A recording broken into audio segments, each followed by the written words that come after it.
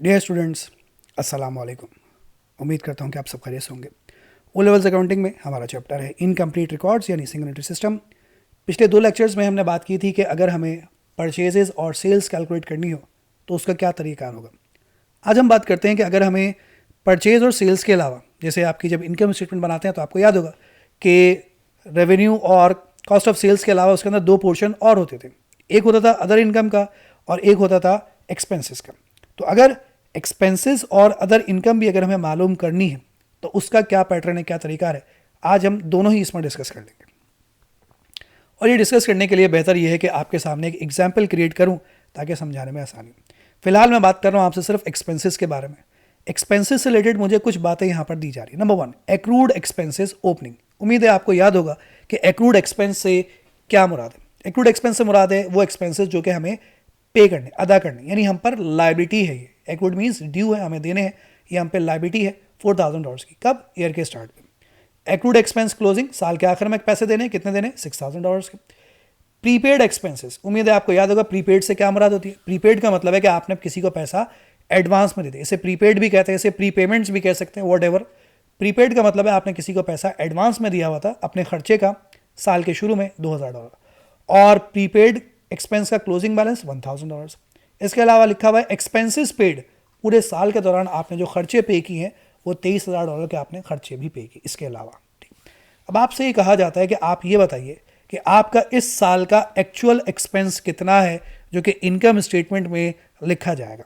जितना पे कर रहे हैं ना 23,000, ये आपके एक्चुअल एक्सपेंस को रिप्रेजेंट नहीं करता, क्योंकि हो सकता है कि इसमें से कुछ खर्चा ऐसा हो जो कि आपने एडवांस में पे कर दिया हो, कुछ खर्चा ऐसा हो जो आपने अभी तक दिया ही ना हो। तो बहुत सारी बातें, फैक्टर इसके अंदर पॉसिबल है। ये तो सिर्फ ये रिप्रेजेंट कर रहा है कि दिया कितना है, ये रिप्रेजेंट नहीं कर रहा कि क्या वाकई आपका खर्चा इतना ही था इस साल का, यानी इतना ही देना था। ये रिप्रेजेंट नहीं कर रहा। तो ये मालूम करने के लिए हम पहले तो एक टी अकाउंट बना लेते हैं अपने एक्सपेंस का। ठीक है भाई। अब इस टी अकाउंट के अंदर पोस्टिंग करने जा रहा हूं, आप समझते जाइएगा। एक्रूड एक्सपेंस, एक्रूड के मायने हैं देना है, एक्रूड के मायने लेना भी है, लेकिन क्योंकि एक्सपेंस की बात हो रही है तो इसका मतलब कि खर्चा मुझे देना है, यानी अदा करना। अदा करना है तो मुझ पर क्या है सर? ये लाइबिलिटी है, और लाइबिलिटी का ओपनिंग बैलेंस होता है क्रेडिट साइड पर। तो इसको मैं यहां पर लिखने जा रहा हूं क्रेडिट साइड पर बैलेंस बीडी। एक्रूड मैंने अपनी आसानी के लिए मेंशन किया, बैलेंस बीडी का मतलब ओपनिंग बैलेंस। एक्रूड का ओपनिंग बैलेंस कितना है? $4,000। ठीक। अगर एक्रूड का ओपनिंग बैलेंस, लाइबिलिटी का अगर ओपनिंग बैलेंस क्रेडिट साइड पर है तो लाइबिलिटी का क्लोजिंग बैलेंस कहाँ होगा सर? ये इसके ऑपोजिट साइड पर यानी डेबिट साइड पर। तो मैं भी आ गया ऑपोजिट साइड पर यानी डेबिट साइड पर।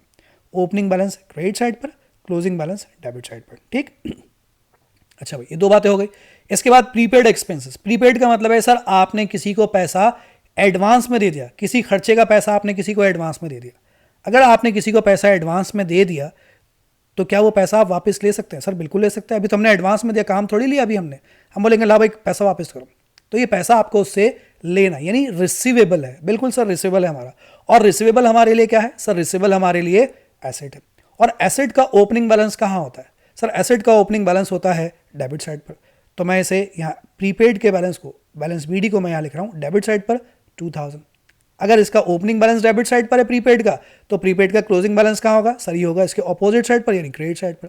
तो प्रीपेड का ओपनिंग बैलेंस डेबिट में आ गया और प्रीपेड का क्लोजिंग बैलेंस क्रेडिट पे आ गया। ठीक है भाई। अच्छा, इसको एक टी शर्ट ने माशाल्लाह बड़ा प्यार लिखा था, पाप, PAAP, पाप। पाप लगेगा आपको भाई, तो ये कुछ ऐसा है। ठीक है, खैर आगे बढ़ते हैं। ये चारों बैलेंसेस मैंने यहाँ पर लिख दिए।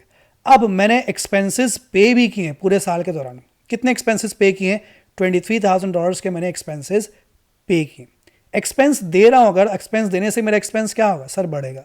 और एक्सपेंस अगर बढ़ जाए तो कहाँ लिखा जाएगा सर? डेबिट साइड पर। तो एक्सपेंस बढ़ने की सूरत में मैंने एक्सपेंस को कहाँ लिख दिया? डेबिट साइड पर। कितना? $23,000। ठीक है भाई, एक्सपेंस पे किया। जब खर्चा देंगे तो आपका खर्चा क्या होगा सर? बढ़ेगा। खर्चा बढ़ने से, जैसे आप कोचिंग की फ़ी पे करते हैं, पहले महीने देंगे, पहले महीने का खर्चा, दूसरे महीने दोबारा देंगे, आप बोलेंगे फिर खर्चा हो गया, तीसरे महीने दोबारा देंगे, सर फिर खर्चा हो गया। तो खर्चा देने से लगता है कि खर्चा कम हो रहा है, खर्चा नहीं, पैसा कम होता है, लेकिन खर्चा क्या होता है? एक्सपेंस बढ़ता है। और एक्सपेंस बढ़ने की सूरत में कहाँ लिखा जाता है? डेबिट साइड पर। तो 23,000 का हमने लिखा डेबिट साइड पर। और अपोजिट साइड पर या तो आपने खर्चा कैश के थ्रू पे किया होगा या बैंक के थ्रू, वो रेफरेंस दिया। अब अगर मैं यहाँ का टोटल जितनी बातें थी सब लिख दी, 1 2 3 4 5, 5 बातें थी, 1 2 3 4 5, 5 बातें लिख दी। यहाँ का टोटल कीजिए कितना बनता है? 31,000। और यहाँ का टोटल कीजिए कितना बनता है, जस्ट 5000। तो 31,000 में से 5000 को माइनस कर दीजिए। 31,000 में से अगर आप 5000 को माइनस कर देंगे तो मेरे ख्याल से आंसर आएगा 26,000। तो यहाँ पर डिफरेंस आता है 26,000 का। क्या वो 26,000 बैलेंस सी डी या बैलेंस बी डी कहलाएगा? सर सारे कितनी दफ़ा तो लिख चुके हैं balance C D balance B D, और कितना balance C D balance B D लिखेंगे आप यहाँ पर? तो balance C D balance B D की जगह नहीं है। जो भी डिफरेंस आ रहा है 26,000 का, वो रिप्रेजेंट करेगा आपके एक्सपेंस को, कि इस साल का जो आपका एक्चुअल एक्सपेंस है वो कितना है। तो आपका इस साल का जो असल खर्चा, बेशक आपने दिए हैं 23,000, लेकिन आपका जो असल खर्चा बनता है इस साल का वो कितना बनता है, 26,000। और यही खर्चा कहाँ चला जाएगा, आपकी इनकम स्टेटमेंट में। ठीक है, इसके बाद टोटल कर लेंगे, balance C D balance B D वट वो आपको अच्छे तरीके से आता है। ये वाला बैलेंस सी डी यहाँ पर आ गया, बैलेंस बी डी, ये वाला बैलेंस सी डी यहाँ पर आ गया, बैलेंस बी डी। तो इनकम स्टेटमेंट में जो आपका एक्सपेंस जाएगा इस साल का वो कितना जाएगा, 26,000, ना कि 23,000। ये आपका एक्सपेंस एक्चुअल एक्सपेंस नहीं है, तो सिर्फ पैसा दिया है। असल खर्चा आपका कितना है, $26,000। ठीक है भाई। तो अगर मैं एक्सपेंस का यहाँ नीचे आपको समझाने के लिए एक फॉर्मूला लिखूँ तो ज़रा समझिएगा फॉर्मूला क्या, बड़ा लंबा सा फॉर्मूला है, बस इसी को मद्देनज़र रखना है। ठीक है, चलो भाई, एक्सपेंसेस का फॉर्मूला क्या है, यहाँ पर क्या लिखा हुआ है, यहाँ लिखा हुआ है सर प्रीपेड का ओपनिंग बैलेंस, ठीक है ना, balance B D opening balance, prepaid का ओपनिंग बैलेंस। इसमें सर आपने प्लस किया 23,000 को, 23,000 क्या था, जो एक्सपेंस आपने पे किया, एक्सपेंसेस पेड। फिर आपने इसमें प्लस किया सर इस 6,000 को, ये 6,000 क्या है, एक्रूड का balance C D, C D मतलब क्लोजिंग बैलेंस, एक्रूड का क्लोजिंग बैलेंस। इन तीनों को प्लस किया था हमने, जी सर बिल्कुल ऐसे ही।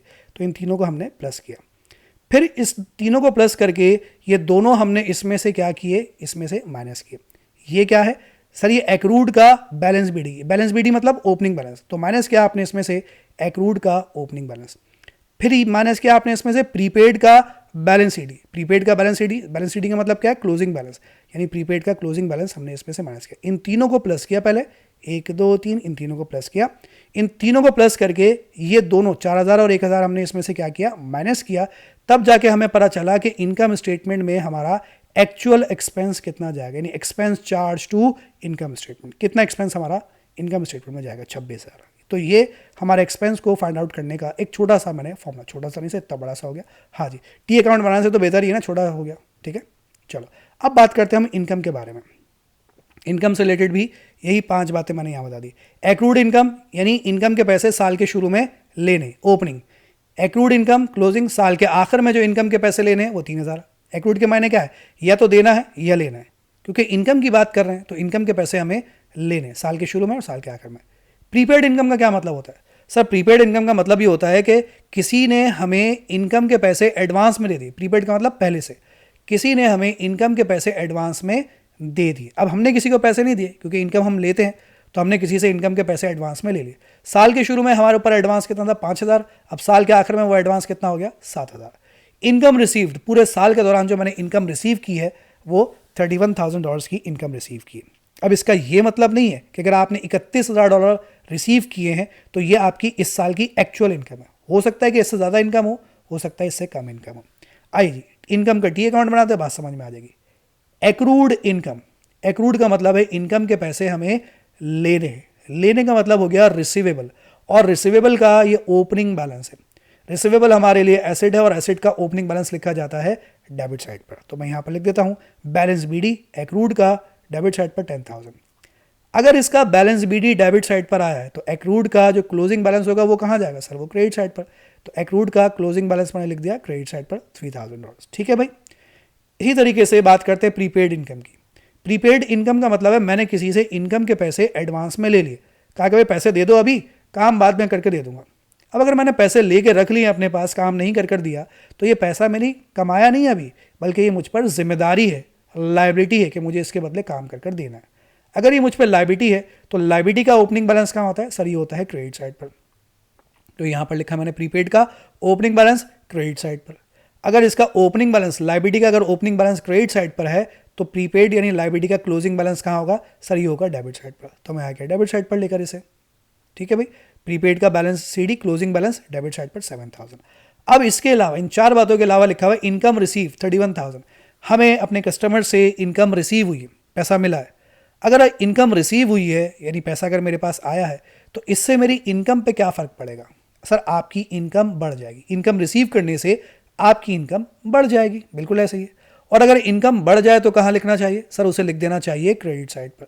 तो मैं अपनी इनकम को यहाँ पर लिखने जा रहा हूँ $31,000 से क्रेडिट साइड पर, और उसके ऑपोजिट साइड पर मेंशन करूँगा कि ये इनकम कहाँ है, या तो ऑफिस में ही कैश में या फिर बैंक में ही। अब अगर मैं यहाँ का टोटल करूँ तो 5,000 प्लस 31,000 यानी होगा 36,000, 36,000 प्लस 3,000 यानी 39,000। यहाँ का टोटल बनता है 39,000, जबकि यहाँ का टोटल बनता है 17,000। तो 39,000 में से इस 17,000 को माइनस कर दीजिए। 39,000 में से अगर आप 17,000 को माइनस कर देंगे तो डिफरेंस आएगा 22,000। ये 22,000 कहाँ चले जाएंगे? आपकी इनकम स्टेटमेंट में। क्या शो कर रहा है कि इस साल की जो आपकी एक्चुअल इनकम है वो 22,000 है। अगर आप देखें तो पैसे मिले कितने हैं? 31,000, लेकिन 31,000 आपकी इनकम नहीं है, बल्कि आपकी असल जो इनकम है इस साल की वो कितनी है? जस्ट 22,000 इनकम है, बाकी सब एडवांस है। तो आपकी असल इनकम बनती है भाई 22,000, ठीक है। इसके बाद इसका balance sheet, balance BD, income statement में जाएंगे 22,000, बैलेंस शीट बैलेंस बीडी करना आपको आता है, ठीक। ये 7,000 यहाँ थे, ये 7,000 यहाँ आ गए, ये 3,000 यहाँ थे, ये 3,000 यहाँ पर आ गए। तो अगर मैं अपनी इनकम स्टेटमेंट बनाऊंगा ना, तो अपनी इनकम स्टेटमेंट में अगर मैं इनकम लिखूंगा अदर इनकम के नाम से, तो वो 31,000 नहीं लिखी जाएगी, बल्कि इनकम कितनी लिखी जाएगी? 22,000 मेरी इनकम लिखी जाएगी। तो अगर मैं इसका एक फॉर्मूला बनाऊँ, जैसे पिछली स्लाइड में बनाया था कि इनकम कितनी लिखी जाएगी मेरी इनकम स्टेटमेंट में, ये इनकम कितनी है? 22,000। क्या इसके लिए टी अकाउंट बनाना ज़रूरी है? कतई ज़रूरी नहीं है। बस समझ लीजिए आपने किया क्या है। आपने पहले इन तीनों अमाउंट्स को आपस में ऐड किया, ठीक है। इन तीनों को ऐड करने के बाद आपने इसमें से ये 10 और 17 दोनों को, 17,000 को माइनस किया। इनका टोटल कितना आया था? 39,000। इस 39,000 में से आपने ये 17,000 को लेस किया, तो ये 22,000 आपको पता चले। जो बोल रहे हैं वो नीचे लिख दीजिए। यानी इनकम कैसे मालूम की? सबसे पहले क्या लिखा हुआ है? प्रीपेड का ओपनिंग बैलेंस, प्रीपेड का ओपनिंग बैलेंस प्लस किया आपने इसमें 31,000। 31,000 क्या था? जो इनकम आपको रिसीव हुई प्लस इनकम रिसीव्ड। फिर आपने इसमें प्लस किया 3,000। ये 3,000 क्या है? एक्रूड का क्लोजिंग बैलेंस, सीडी का मतलब क्लोजिंग बैलेंस, एक्रूड का क्लोजिंग बैलेंस। ये तीनों को प्लस करने के, भाई ये क्या चला गया, ये तीनों को प्लस करने के बाद आपने इसमें से ये दोनों लेस किए, 10,000 और 7,000। ये 10,000 क्या है? ये 10,000 है एक्रूड का बैलेंस बीडिंग, एक्रूड का ओपनिंग बैलेंस। और फिर 7,000 भी आपने इसमें से लेस किया। ये 7,000 क्या है? प्रीपेड का क्लोजिंग बैलेंस, यानी प्रीपेड का क्लोजिंग बैलेंस। इसको सॉल्व किया इन पांचों को, तो आपको पता चला कि आपकी इस साल की इनकम कितनी होगी, यानी 22,000। तो अगर हमें अपने एक्सपेंसेस मालूम करने हैं तो उसके लिए फॉर्मूला आपको समझाया, अगर अपनी इनकम मालूम करनी है तो उसके लिए भी आपको फॉर्मूला समझाया। अब आपको फॉर्मूले से अगर आसान लगे तो फॉर्मूले से कैलकुलेट कर लीजिए, मुश्किल लगे तो टी अकाउंट बना लीजिए, टी अकाउंट से कैलकुलेट कर लीजिए। दोनों तरीकों से रिजल्ट एक ही आएगा। चलिए जी, आज के लिए हम इतने रखेंगे और उम्मीद करता हूं कि आपको इनकम और एक्सपेंसेस कैलकुलेट करना समझ में आ गया होगा, दोनों लिहाज से, फॉर्मूले के लिहाज से भी और टी अकाउंट के लिहाज से भी। तो आज के लिए इतना रखेंगे, इंशाल्लाह इसे कंटिन्यू करेंगे फिर हम अगली क्लास में। टेक केयर, अल्लाह हाफिज़।